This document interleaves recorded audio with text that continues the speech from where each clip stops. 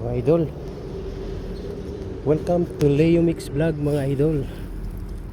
Hanap tayo ng gulay na pungapong. Alam niyo ba yung mga idol? Ay! Hanap tayo ng gulay na pungapong. Ito yung ganito mga idol, oh. Ganyan, oh. Yan. Yan, oh. Parang papaya mga idol. Ginugulay po yan. So maghanap tayo dito. Saka kabuti kung meron tayong makikita mga idol. Sukal. Ayun, meron isa. Yung malaki, ayun, dalawa. Ayun. Ito mga idol, oh.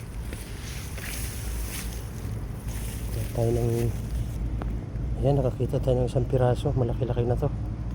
Pwede na to mga idol. So ayan mga idol, oh. Kakuha tayo ng mga pungapong mga idol. Ito, oh. Ayan. Yan may yung kukuhanin sa baba. Ayan.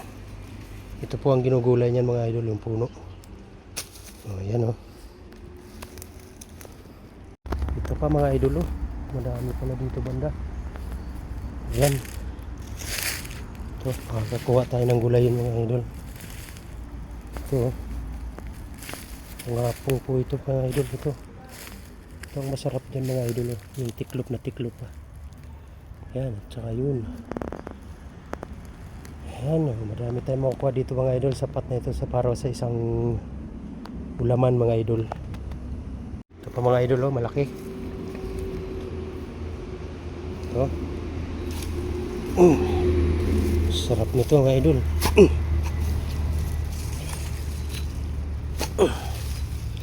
Yan, oh.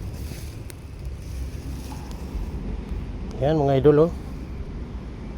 Yan po ang masarap na gulay mga idol. Ito ay once a year mo lang matitikman. Dahil ito ay tumutubo isang beses sa loob ng isang taon mga idol. Yan.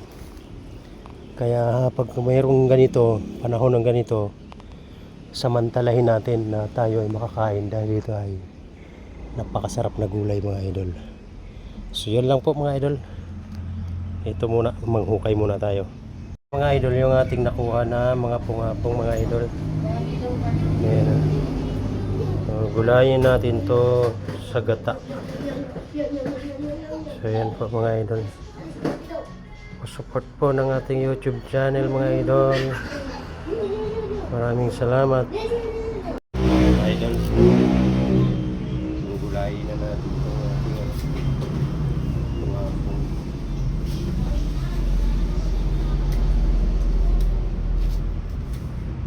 Ito lang yan mga idol. Mamalakan naman. Yan po pagbalat. Masarap to mga idol. Agataan natin. So ito na mga idol, oh, nabalatan na natin. Hiwa-hiwai na lang natin to ng maliliit para mabilis siyang maluto pagka ginataan na natin.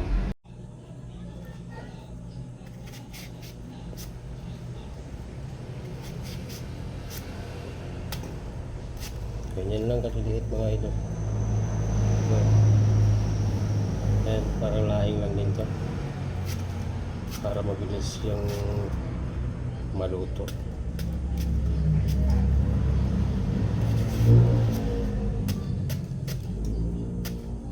Pakuluan muna natin siya sa natural na tubig. Pag luto na, saka natin ilagay yung lahat ng sangkap pati gata.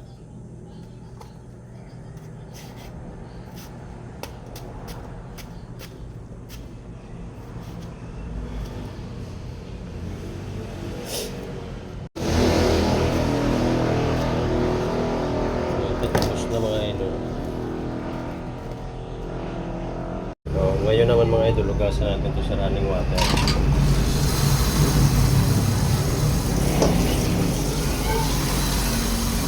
Para matanggal yung kanyang mga dagsa-dagsa.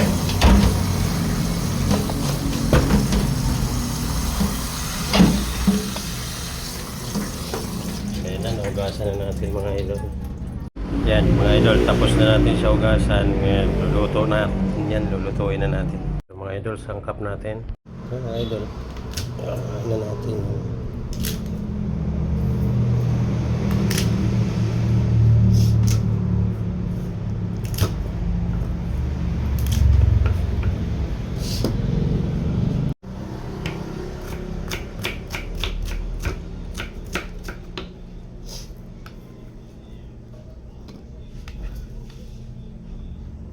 Sili mga idol.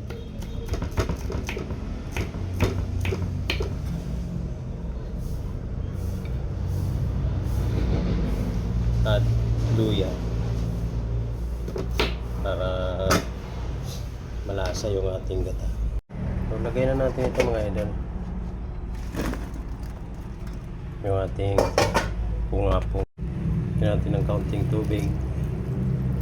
Lagyan na natin ng asin mga idol. Para may lasa na siya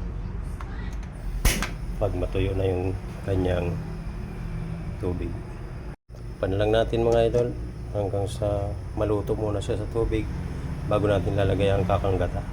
At ito naman yung ating isasahog mga idol.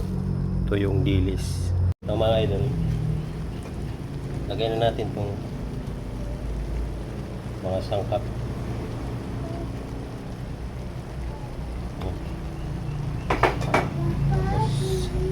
Lagyan natin siya ng isang cubes.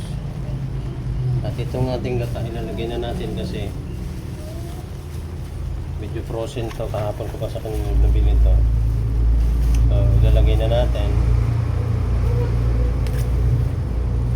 para maluto na siya dyan.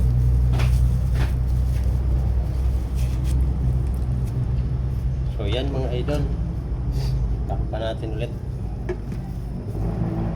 Ayan mga idol, inalo ko na nga pala itong 3 pirasong okra na nakuha ko dyan sa aking tanim. Ayan, pandagdag.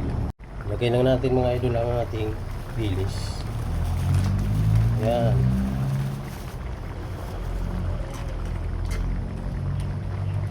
Lapit na tumaluto mga idol.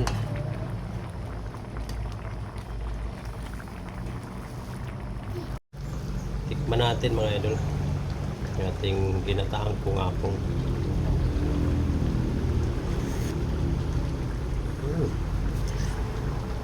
Sarap mga idol. Sana matikman nyo na ito. Seasonal lang po kasi itong pungapong na ito. Once a year lang po ito tumutubo. Tuwing tag-ulan lang po ito.